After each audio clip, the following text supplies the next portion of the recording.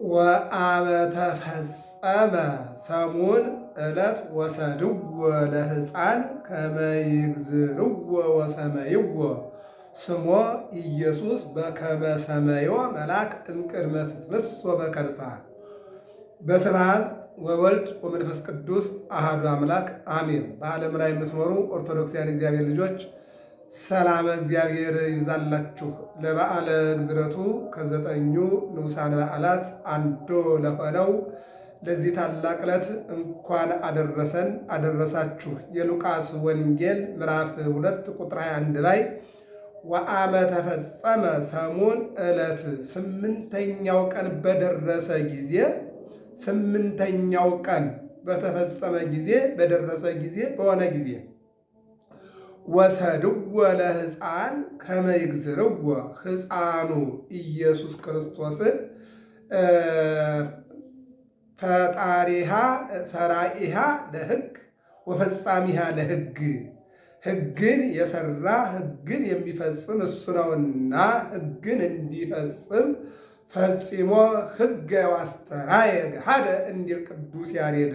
እነሆ ሕግን ፈጽሞ አጠናቆ በግልጥ ታየ እንዳለ ቅዱስ ያሬድ ሕግን ሊፈጽም ወደ ቤተ ግዝረት ወሰድዎ ለሕፃን፣ ሕፃኑ ኢየሱስን ይዘውት ሄዱ። ከመ ይግዝርዎ፣ ይህ ግዝረትን ይፈጽም ዘንድ እነሆ የመጣው ሕግን ሊፈጽም ነውና፣ ሕግ መጻፋዊ፣ ሕግ ጸባያዊ። ሕግ መጻፋዊ ማለት በስምንተኛው ቀን ግዝረትን ዘፍጥረት 17 ከአብርሃም ጋር እግዚአብሔር የገባው ቃል ኪዳን ከልጆች ላይ ግዝረትን ሸለፈትን አንስተ ግዝረትን ፈጽመ ቃል ኪዳን ታጠናቅቃለህ ታደርጋለህ፣ እኔም ደግሞ በቃል ኪዳን እጠብቅሃለሁ ብሎ በሰጠው አምላካዊ ቃል የአብርሃምን ቃል ኪዳን ሊፈጽም በስምንተኛው ቀን ወደ ግዝረት ገባ። ሕግ መጻፋዊ አንደኛው ይሄ ነው። ሁለተኛው ለሙሴ ዘሌዋውያን 12 ላይ በ40 ቀን ወንድ ልጅ በ80 ቀን ሴት ልጅ ወደ ቤተ መቅደስ እንዲሄዱ የሚለው ሕግ አለና በ40ኛው ቀን እንደገና ደግሞ ወደ ቤተ መቅደስ ሄዷል። ስለዚህ ሕግ መጻፋዊ ማለት አንደኛ በስምንተኛው ቀን ወደ ቤተ ግዝረት፣ ሁለተኛ በ40ኛው ቀን ወደ ቤተ መቅደስ፣ ሶስተኛ እነሆ በዓመት አንድ ጊዜ ወደ አደባባይ ይወጡ ነበርና በ12 ዓመቱ ወደ አደባባይ መውጣቱ ይህ ሕግ መጻፋዊ መፈጸሙ ነው። ሁለተኛው ሕግ ጸባያዊ ነው። ሕግ ጸባያዊ ማለት በበሕቅ ሊቅ እነሆ እንደ ሕፃናት በየጥቂቱ ማደግ፣ እንደገና ደግሞ እነሆ መራብ፣ መጠማት፣ መብላት፣ መጠጣት፣ ከሰው ጋር በማህበራዊ ኑሮ መኖር፣ እንዘይት የዘዝ ለአዝማዲሁ እንተ ይቲሙ፣ ለዘመዶቹ እየታዘዘ ይላል። ይልቁንም ለእናቱ ለድንግል ማርያም እየታዘዘ አደገ ይለናል። እናቱ ውሃ ስትለው ውሃ እያቀረበ፣ ምግብ ስትለው ምግብ እያቀረበ፣ የወይን ጠጅ ስትለው ወይን ጠጁን ውሃውን ወይን ጠጅ እያደረገ፣ ይልቁም ደግሞ የጠየቀችውን በሙሉ እየፈጸመ በየጥቂቱ አደገ የሚል ነውና፣ ስለዚህ ሕግ መጻፋዊ ሕግ ጸባያዊን ያጠናቀቀ ብቸኛ ራሱ እግዚአብሔር ነው። የሰራውን ሕግ ያጠናቀቀ የሰው ልጅ እንኳን ሕግን ሊሰራ ይቅርና ሊፈጽም በጣቱ እንኳና ሊነካ ባለመቻሉ የሰራውን ሕግ ራሱ ሊያጠናቅቅ ሊሰራው ሊፈጽመው እግዚአብሔር አምላክ እግዚአብሔር ወልድ ከድንግል ማርያም በቤተልሔም ተወለደ። በስምንተኛው ቀን ግዝረትን ፈጸመ። በ40ኛው ቀን ወደ መቅደስ ገባ። በ12 ዓመቱ ወደ አደባባይ ወጣ። ይህ ሕግ መጻፋዊ ነው። ሕግ ጸባያዊ ደግሞ እንዘይትዔዘዝ ለአዝማዲሁ እንተ ይቲሙ፣ እየታዘዘ አደገ። መታዘዝ ሲባል እንደውም በመስቀል ላይ ተሰቅሎ ቀራንዮ ዓለሙን እስከ ማዳን ድረስ የሚሰቀልበትን መስቀል ተሸክሞ መውጣት። ተሰቀል ሲሉት እሺ፣ ሙት ሲሉት እሺ፣ ወምጣጤ ጠጣ ሲሉት እሺ፣ እንቸንክርህ እሺ፣ እንውጋህ እሺ፣ ይሄ ነው ማለት ነው። ስለዚህ ዛሬ ጥር 6 ቀን በዓለ ግዝረት ይባላል። ታኅሳስ 29 ቀን ጌታ ተወልዷል። ከታኅሳስ 2 ቀን እንወስዳለን። ከጥር 6 ቀን ድምር 8 ቀን ማለት ነው። ወአመ ተፈጸመ ሰሙን ዕለት ያለው ይሄን ነው። ስምንተኛው ቀን በሆነ ጊዜ፣ አንድም በተፈጸመ ጊዜ፣ አንድም በደረሰ ጊዜ ገላትያ 4:4 ላይ ወአመ መጽአ ጊዜሁ ፈኖ ወልዶ ተወልደ እምብእሲት፣ ከአዳም ጋራ ይሄ ነው መነሻው። እንግዲህ ከአዳም ጋራ በኦሪት ዘፍጥረት ምዕራፍ 3 ቁጥር 9 ላይ አዳም እምድኅረ 7 ዓመት አለው። አዳም ትእዛዝ እግዚአብሔር በ7 ዓመቱ አዳም የእግዚአብሔርን ትእዛዝ ዕፀ በለስን በመብላት ይልቁንም ደግሞ ቅጠሉን በመብላት እነሆ ሕግን ቢሽር እግዚአብሔር አምላክ ወፀውኦ እግዚአብሔር ለአቡነ አዳም ወይቤሎ አይቴ ያሎቀ አዳም እግዚአብሔር አዳምን በሰው ድምፅ ጠራው፣ በሰው ዱካ ፈለገው። የጠፋው ሰው ነውና በሰው ድምፅ ጠራው። የጠፋው ሰው ነውና በሰው ዱካ ፈለገው። አዎ ሲጠራው ግን እነሆ ራቁቴን ሁኜ በለስ ስር ወድቄልሃለሁ አለው። አትብላ ያልኩህን በለስ በላህን አለው። ረዳት እንድትሆነኝ የሰጠኸኝ ሔዋን በልታ አበላችኝ። ራቁቷንና ራቁቴን እንደሆን አደረገችኝ፣ ወድቃ እንድወድቅ አደረገች ብሎ ይህንን ወደ እግዚአብሔር አቀረበ። እግዚአብሔር ደግሞ ሔዋን አላት። አቤት አለችው። ለምን ቅጠልን ቆረጥሽ? ለምን በላሽ? አዳምን ለምን አበላሽው አለና ጠየቃት። እኔ አይደለሁም አለች። ማን ነው? ሰይጣን ነው። አዳም በሔዋን አመካኘ፣ ሔዋን ደግሞ በሰይጣን አመካኘች። ምክንያቱ ግን አዳኝ አልሆነም። እነሆ 5500 ዘመን ቅጣት ወይም ደግሞ ቀጠሮ ተሰጣቸው። ይህንን ነው ምንድን ያለው? በሐሙስ ዕለት ወበመንፈቃ ለዕለት ትወለድ ወለትከ ወድኅቅ ውስተ መርበከ ወትቤዝወከ በመስቀልየ ወበሞትየ ከልጅ ልጅ ተወልጄ 5500 ዘመን ሲፈጸም ከሰማይ ሰማያት ወልጄ ከድንግል ማርያም ተወልጄ አድንሃለሁ በመስቀል ተሰቅያለና ቃል ኪዳን ገባለት። ያ ቀጠሮ በደረሰ ጊዜ ትንቢተ ነቢያት፣ ሱባኤ ነቢያት፣ ተስፋ ነቢያት በቅዱስ ገብርኤል የምስራች ተሸካሚነት፣ በድንግል ማርያም የአምላክ እናትነት፣ በቸሩ መድኃኔ ዓለም ደግሞ ሰው መሆን፣ የአምላክ ሰው መሆን፣ የሰው አምላክ መሆን ተጠናቆ ታኅሳስ 29 ቀን ኢየሱስ ክርስቶስ በቤተልሔም በከብቶች ግርግም ተወለደ።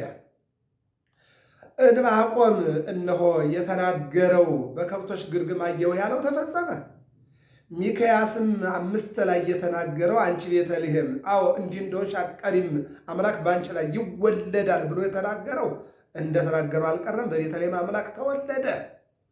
ዋስተዋቅሁ ወስትንፋሳ አድጎላይምን ላምና እነሆ አህዮች እስትንፋሳቸውን ይገብራሉ ተብሎ ነበርና ያም ተፈጸመ። ሪጎን ወረታይ ኮትወ መላእክት ለዘወተ ወልደም ቅድስት ድንግል እረኞች አዩት። አዎ መላእክትም አመሰገኑት።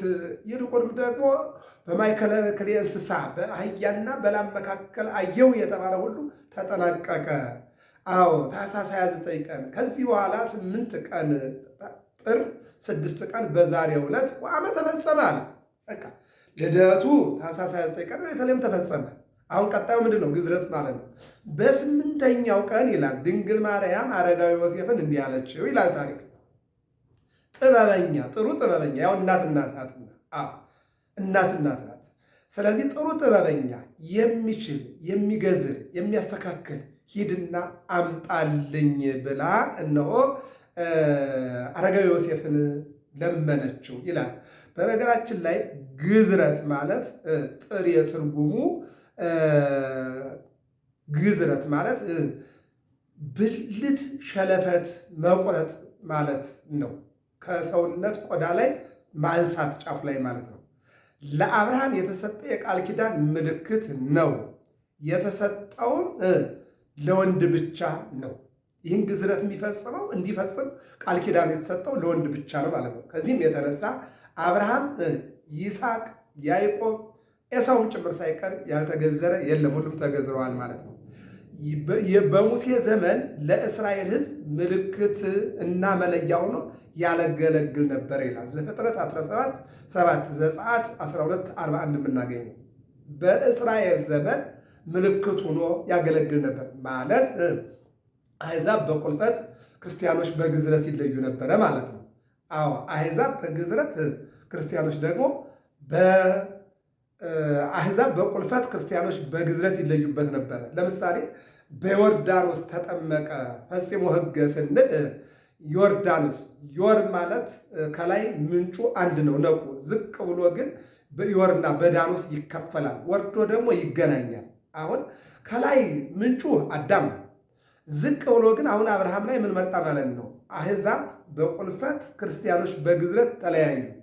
ዝቅ ብሎ ዮርዳኖስና የወር አንድ ሆነው ጌታ ኢየሱስ ክርስቶስ በሁለቱ በተገናኙበት ቦታ ላይ እንደተጠመቀ ኢየሱስ ክርስቶስ ለአብርሃም የሰጠውን ቃል ኪዳን ዓለሙን ለማዳን ሲመጣ ምንድን ነው ያደረገው?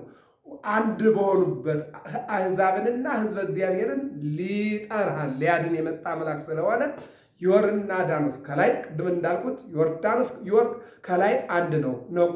ዝቅ ብሎ ግን ዮር ለብቻው ዳኖስ ለብቻው ተከፋፍሎ ሲቀጥል መጨረሻ ላይ ግን ዮርዳኖስ ላይ ጌታ ተጠምቆ በዮርዳኖስ ውስጥ የነበረው የዕዳ ደብዳቤ ቀዶ እንደ አምላክነቱ እንደ ሰማቀቆ እንደ ሰውነቱ ተረግጦ አጥፍቶ ወለደን ዳግም እማይ መጀመሪያ ከእናት አባታችን ተወልደናል፣ ሁለተኛ ግን ከውሃ እንድንወለድ አድርጎናል ማለት ነው። ስለዚህ በዚህኛው ደግሞ ስንመጣ አዳም ከታች አንድ ፍጥረት ነው። ዝቅ ብሎ ግን አሕዛብ በቁርፈት ክርስቲያኖች በግዝረት ተለያይተው ነበርና የተለያዩትን አንድ ያደርግ ዘንድ አምላካችን ቤተ ግዝረት ገብቶ ያንን ፈጽሞ ሕግ በጥንቃቄ ፈጽሞ እኛን ደግሞ የቃል ኪዳን ልጆች ያደረገን። ክብርና ምስጋና ለአምላካችን ለእግዚአብሔር ይሁን።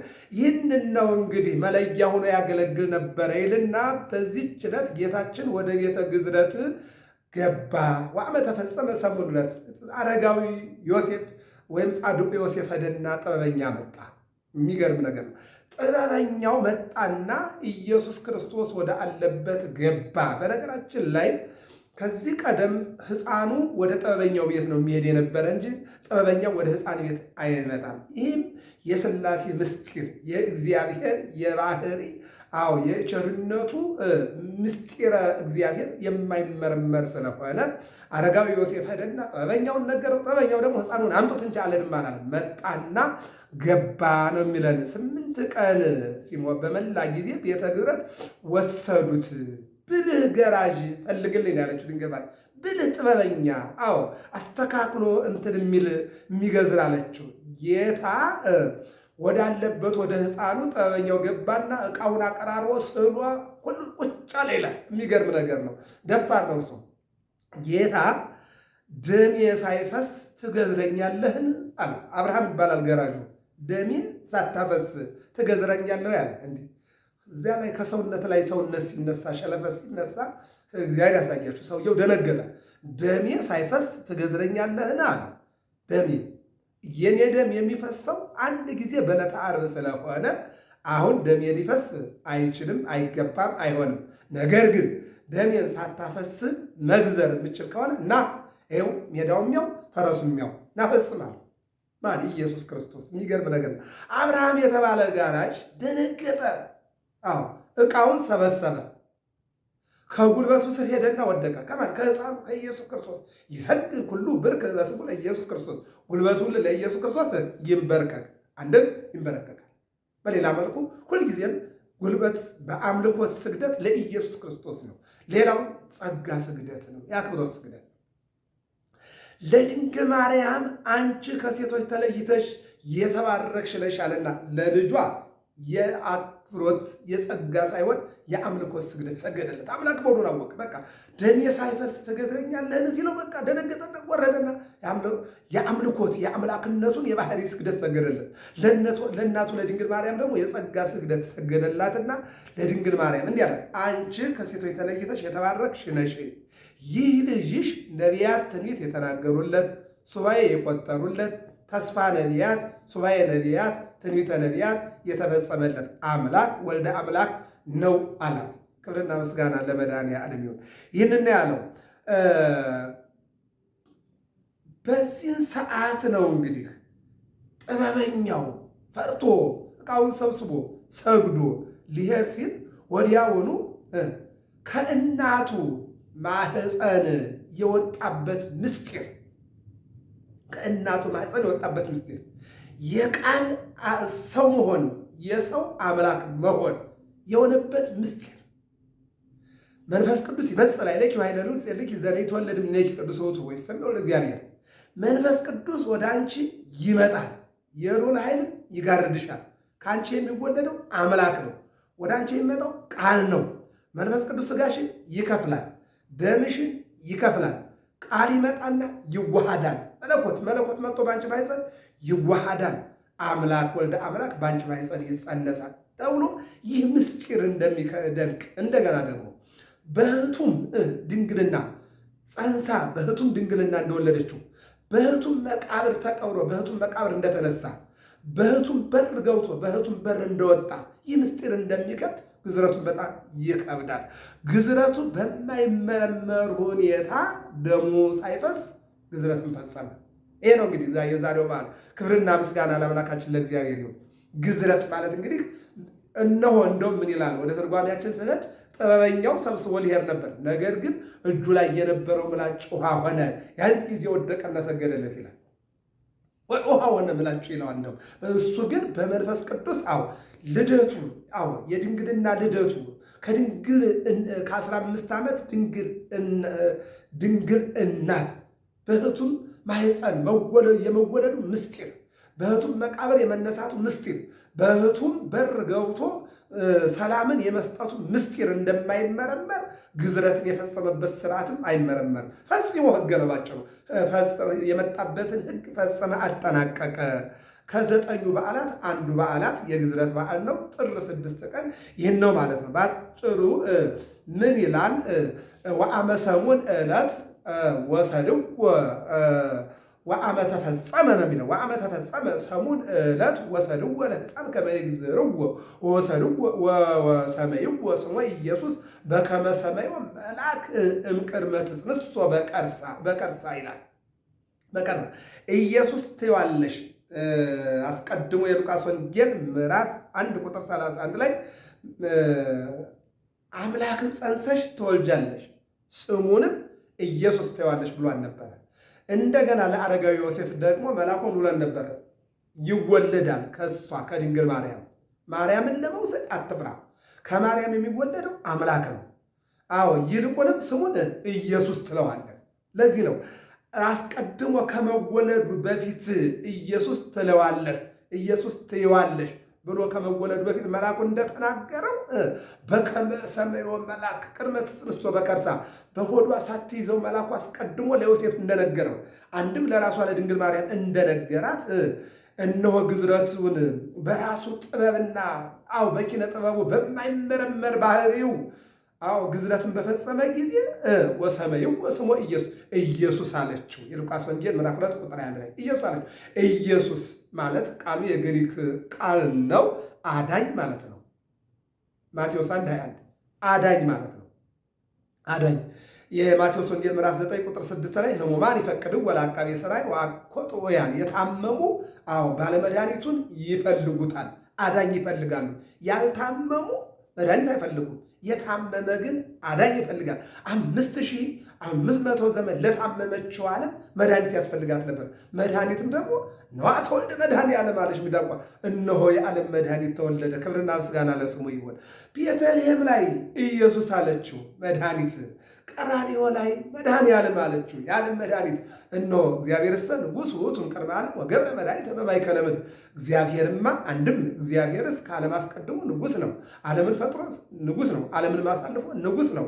በቀራንዮ ማእከለ ምድር በተባለችው ተሰቅሎ ዓለሙን አዳነ። ለዓለም መድኃኒት ሆነ።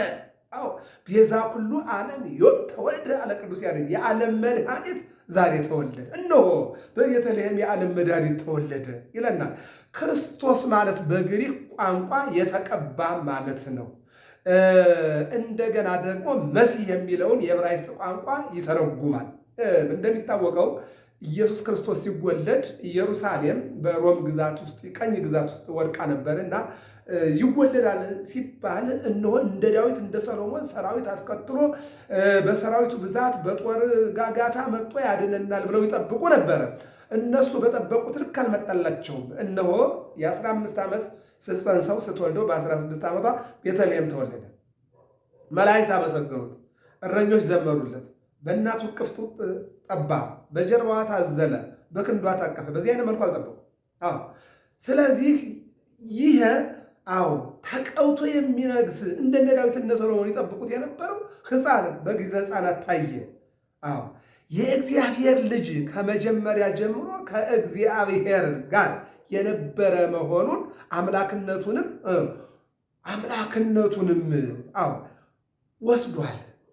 ከእግዚአብሔር እንደውም የማቴዎስ ወንጌል 11 27 24 36 ላይ እነሆ የእግዚአብሔር ልጅ ከመጀመሪያ ጀምሮ ከእግዚአብሔር ጋር የነበረ መሆኑን አምላክነቱንም ወስዷልና ወይም ወስኗልና። ያ ቃል ቀድሞ ነበረ፣ ቃሉም በእግዚአብሔር ዘንድ ነበረ፣ ቃሉም እግዚአብሔር ነበረ። በቃ እግዚአብሔር አብ፣ እግዚአብሔር ወልድ፣ እግዚአብሔር መንፈስ ቅዱስ ከእግዚአብሔር አብ ጋር አብሮ የነበረ ከእግዚአብሔር መንፈስ ቅዱስ ጋር አብሮ የነበረ አብሮ የሚኖር የእግዚአብሔር አብ ልብነት፣ ወልድ ቃልነቱ፣ መንፈስ ቅዱስ እስትንፋስነቱ ነው። ስለዚህ እግዚአብሔር ወልድ ማለት የእግዚአብሔር አብ ልጅ ማለት ነው። አብሮ የነበረ የሚኖር ማለት ነው።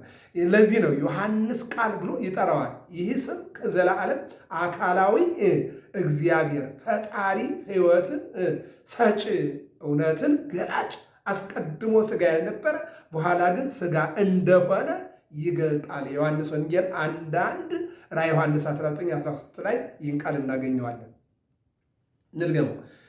ዮሐንስ ቃል ብሎ ይጠራዋል። ያ ቃል ቀድሞ ነበረ፣ ቃሉም በእግዚአብሔር ዘንድ ነበረ፣ ቃሉም እግዚአብሔር ነበረ አሉ። ይህ ነው።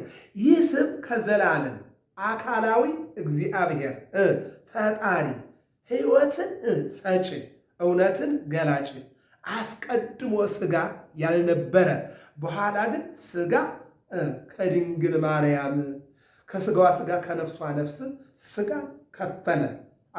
ከተከፈለው ሥጋ መለኮት ተዋሃደ። ይህ ነው የሚያስፈልገው። እንግዲህ መለኮት ተዋሃደ። አንጽሖ ሥጋ የሚለው ለሐና ነው። ቀዲሶ ኪሃ መንፈስ ቅዱስ አቀባ እምከርሰ እማ፣ ከእናቷ ማኅፀን መንፈስ ቅዱስ ጠበቃት የሚለው ያሳያል። በአጭሩ ግን መልአኩ መጣና ምንድን ነው ያላት? ይህን አንድ ነገር እንውሰድ። ጸጋን የተመላሽ ወይ ደስ ይበልሽ፣ እግዚአብሔር ከአንቺ ጋር ነውና።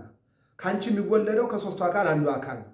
መንፈስ ቅዱስ ይመጣል፣ ሥጋሽን ይከፍላል፣ ደምሽን ይከፍላል። ሥጋና ደም አይለያይም እንደምናውቀው ማለት ነው። ግን ከሰውነትሽ ላይ የሚከፈል ነገር አለ ማለት ነው። በሙሉ አይደለም። ከሥጋሽ ይከፈላል አለ። መለኮት ይመጣና ይዋሃዳል አለ። አየው፣ ይዋሃዳል። ከዚህ በኋላ ያ የተከፈለው ሥጋና መለኮት የመለኮትን የቃልን ገንዘብ ለመለኮት የሥጋን ገንዘብ ለመለኮት የቃልን ገንዘብ ለሥጋ የሥጋን ገንዘብ ለቃል መስጠት ነው እና ሥጋና ቃል ወይም መለኮት በአንቺ ማኅፀን ይዋሃዳሉ።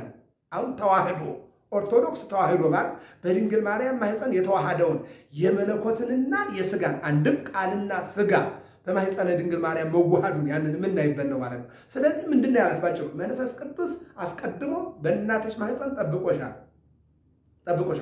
እንደገና ደግሞ በእናትሽ ቤት ጠብቆሻል፣ በቤተ መቅደሱም ጠብቆሻል፣ በቤተ ዮሴፍም ጠብቆሻል። አሁን ደግሞ ሥጋሽን ሊከፍል ይመጣል። ሥጋሽን መንፈስ ቅዱስ በሰራተኛ ነውና አብ ልብ ነው፣ ቃል ማን ነው? ወልድ ደግሞ ቃል ነው፣ መንፈስ ቅዱስ ደግሞ ክንውን ነውና። አየው፣ ለምሳሌ አብ ዓለምን ሲፈጥር ይሁን አለ፣ በቃልነቱ ተናገረ፣ በመንፈስ ደግሞ ስራው ተሰራ። ዘፍጥረት ምዕራፍ 1 ቁጥር 3 ላይ መንፈሱ በውሃው ላይ ነበረ ይልና አንዱን ውሃ ከላይ በተለምዶ ሰማይ ብለን የምንጠራው ጠፈር አለ። ከላይ ዋኖስ ውሃ ነጠብጣብ አለው። ከታች ደግሞ የፀሐይና የከዋክብት የጨረቃ ብርሃን እንደ ኮንክሪት አድርጎ ያስቀመጠው። ሁለተኛው በምድር ያለው ውሃ፣ ሶስተኛው ውቅያኖስ። እነዚህን የከፈለበት እስትንፋሱ ይሄ መሳሪያው ይሄ ነው ማለት ነው። ይሄ ነው ምንድነው? ከድንግል ማርያም ሥጋም የከፈለ ይሄ ኃይል ነው። መለኮት መጣና ቃል ማለት ነው ተዋሃደ። ከዚህ በኋላ ታኅሳስ 29 ቀን ሰው አምላክ ሰው ሆኖ በድንግል ማርያም ማኅፀን ተወለደ። ይህንን ነው የሚናገረው። ያልነበረ ሥጋ ያልነበረ በኋላ ግን ሥጋ እንደሆነ ይገልጣል ይላል። ሲወለድም አስቀድሞ ኢሳይያስ 7:14 8:8 እንደተናገረው ሕፃን ይወለዳል፣ የሚወለደውም ልጅ አማኑኤል ይባላል። ስሙ ማን ይባላል? አማኑኤል። እግዚአብሔር ከእኛ ጋር ማለት ነው። በአዳም ምክንያት 7ቱ መስተጻርናት፣ ሰው ከእግዚአብሔር ጋር፣ ሰው ከመላእክት ጋር፣ ሰው ከእንስሳት ጋር፣ ሰው ከአራዊት ጋር ተጣልቶ ይኖር ነበርና እነሆ ጌታ ከድንግል ማርያም ሥጋን ቢነሳ ማን ተባለ? አማኑኤል ተባለ። እግዚአብሔር ከእኛ ጋር ማለት ነው። አማኑኤል ማለት የሚጠይቀው ይህንን ነው ማለት ነው። ቀጠለ። ኢየሱስ አለችው፣ መድኃኒት አለችው። አማኑኤል ማለት እግዚአብሔር ከኛ ጋር፣ መድኃኒዓለም ማለት የዓለም መድኃኒት፣ እንደገና ኢየሱስ ማለት ደግሞ መድኃኒት አለችው ይለናል። የኢየሱስ የኢየሱስ አካልና ባህሪ በእግዚአብሔር ዘንድ ሦስትነት አለው። ይህም ሦስት አካላት አሉ ማለት ነው። ማለት የኢየሱስ አካልና ባህሪ በእግዚአብሔር ዘንድ ሦስትነት አለው። ይህ ማለት ሦስት አካላት አሉ ማለት ነው። ይኸውም አብ፣ ወልድ፣ መንፈስ ቅዱስ። ብሉይ ኪዳን ላይ እንሂድ። ዘፍጥረት 1:26 ላይ ንግበር ሰብአ በአርአያነ ወበአምሳሊነ፣ ሰውን በአርአያችን እንደ ምሳሌያችን እንፍጠር። አዎ ሰውን በአርአያችን እንደ ምሳሌያችን፣ በአንድነት በሦስትነት ማለት ነው። ቀጠለ። እዚህ ኦሪት ዘፍጥረት ምዕራፍ 3 ላይ አዳም ከእኛ እንደ አንድ ሆነ። እንደማን? እንደ ወልድ። ቀጠለ። ዘፍጥረት 11 ላይ ንረድ ወንካው ነገሮሙ ለከለዳውያን፣ እንውረድና ቋንቋቸውን እንገለባብጥ። ይኸውን አንድነት ሦስትነት። አንሳ አዕይንቲሁ ወሬየ ሰለስተ እደወ፣ ዘፍጥረት 18 አብርሃም ዓይኑን አነሳ። ሲያነሳ አንዳንድ ጊዜ ሦስት የሆኑ እንግዶችን አየ። ወደ ቤቱ እንዲገቡለት አደረገ። ትርጉም ወይም ትርጓሜ እዘለንና እንግባልህ አሉት። የአብርሃም ችግሩ እንግዳ ማጣት እንጂ ማዘር አይደለም አለና ዝቅ አለና አንዱን አዝሎ አስገብቶ ወደ ድንኳኑ ሲመለስ የሉ፣ ሲገባ ሦስቱም አሉ። ደብተራ የተባለችው ድንኳን እመቤታችን ናት። የአብርሃም ድንኳን አዝሎ ይዞ የገባው ድንግል ማርያም 9 ወር ከ5 ቀን በማኅፀኗ ያዘለችውን ወልድን ነው። ገብተው የተገኙት መንፈስ ቅዱስና አብ ናቸው። አብ መንፈስ ቅዱስ ናቸው። ደብተራ እመቤታችን ናት። አብርሃም የተሸከመው ወልድ ነው። ገብተው የተገኙት አብና መንፈስ ቅዱስ። በአጭሩ በድንኳኗ አብ፣ ወልድ፣ መንፈስ ቅዱስ ተገኝተዋል። እነሆ ሲቀጥል 3 ዳቦ ወይም እንጎቻ ለአብርሃም። 3 እንጎቻ የሦስት ሥላሴ ነው። ምጣዱ አንድ ነው። የእግዚአብሔር የአንድነቱ ነው። የአንድነቱ። ስለዚህ ብሉይ ኪዳን ላይ ባጭሩ በዚህ አይነት መልኩ በብዙ ተገልጧል። ወደ አዲስ ኪዳን ላይ ስንመጣ ግን እንደዚህ ይለናል።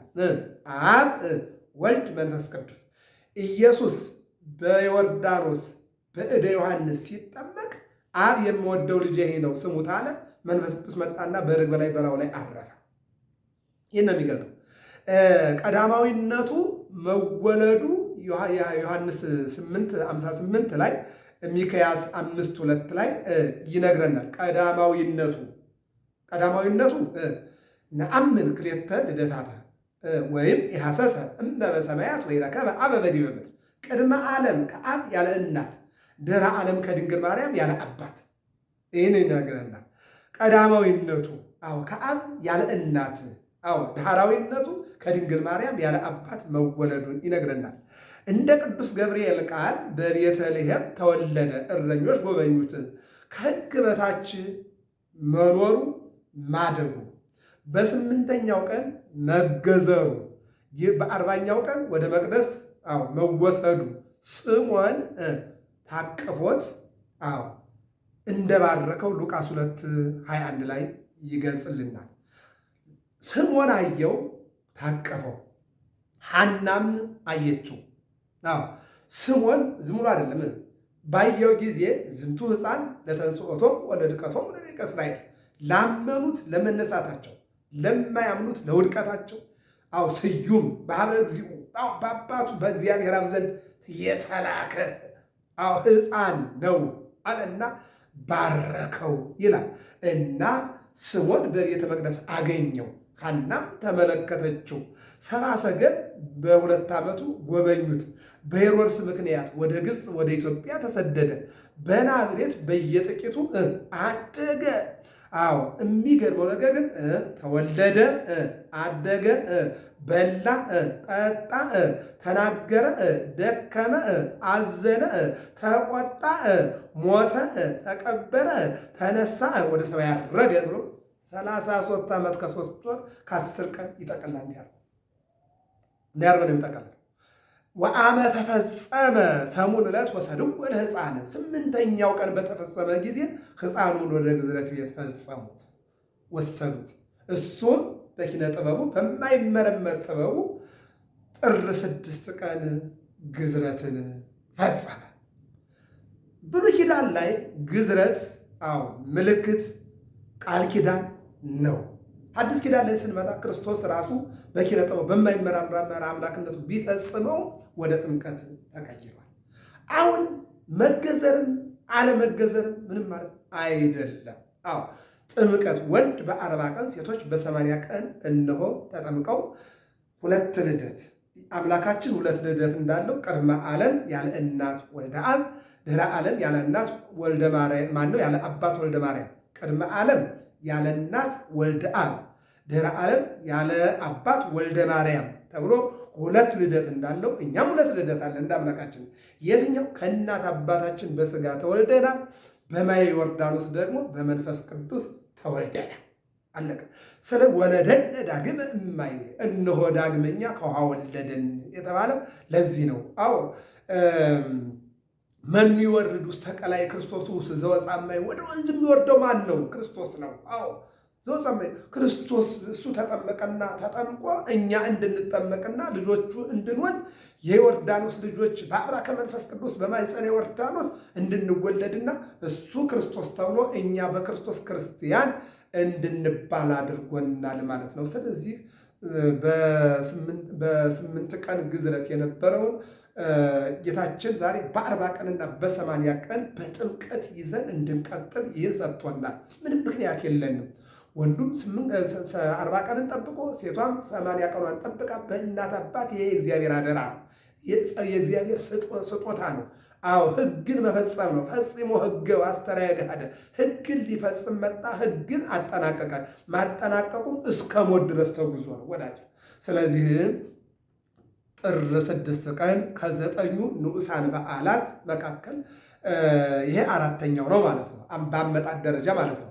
ስብከት፣ ብርሃን 2፣ ኖላዊ 3፣ ግዝረት 4 እያለ 9 ንዑሳን በዓላት የሚባሉት እንደው ንዑሳን ይባሉ ከ9 ከአበይት በዓላት ንዑሳን ተባሉ እንጂ እነዚህም ትልቅ ታምር ነው የያዙት። ምክንያቱም ስብከት ከተባለ የክርስቶስን መወለድ ተስፋ አድርገው የተናገሩ የነቢያት ትምህርትና ስብከት በቁሙ ትምህርት ማለት ነው። ይሄ ቀላል አይደለም። ብዙ ትምህርት ነው የያዘው። ሁለተኛው ብርሃን ማለት ነው። የክርስቶስን ብርሃንነት የያዘ ነው። ብርሃን ወደ ዓለም የሚመጣ እውነተኛ ብርሃን ተብሎ የተነገረ ይህም ትልቅ በዓል ነው። ቀጥሎ ኖላዊ ነው። ኖላዊ ማለት እረኛ ነው። የዓለም እረኛ መድኃኔዓለም ነው። አለቀ። ከዚህ በላይ ትልቅ በዓል የለም። ነገር ግን በዓላቱ ትልልቅ ግዙፍ የሆነ በዓል ይዘዋል በውስጣቸው ማለት ነው። ኋላ ያጠራራቸው ግን ንዑሳን ተብለዋል። 4ኛው ግዝረት ነው ማለት ነው። ይቀጥላል ደግሞ ከዚያ ልደተ ስምዖን እያለ ከዚያ ደብረ ዘይት እያለ ይቀጥላል። ይሄ ነው ማለት ነው። ስለዚህ 8ኛው ቀን በተፈጸመ ጊዜ ወቤደ ቤተ ግዝረቱ ወሰዱት፣ እርሱም በማይመረመር ጥበቡ ግዝረትን ፈጸመ። እንኳን አደረሳችሁ ለበዓለ ግዝረቱ። እነሆ አዎ በዓለ ልደቱን በሰላም እንዳጠናቀቅ በዓለ ግዝረቱንም በሰላም እንዳአየን በዓለ ጥምቀቱንም በሰላም እንድናልፍ የድንግል ማርያም ልጅ ሁላችንንም ይርዳን። ገብረ መስቀል ሚዲያ ነው። ሰብስክራይብ፣ ላይክ፣ ሸር አድርጉ። እግዚአብሔር አምላክ ሀገራችን ሰላም ያድርግልን።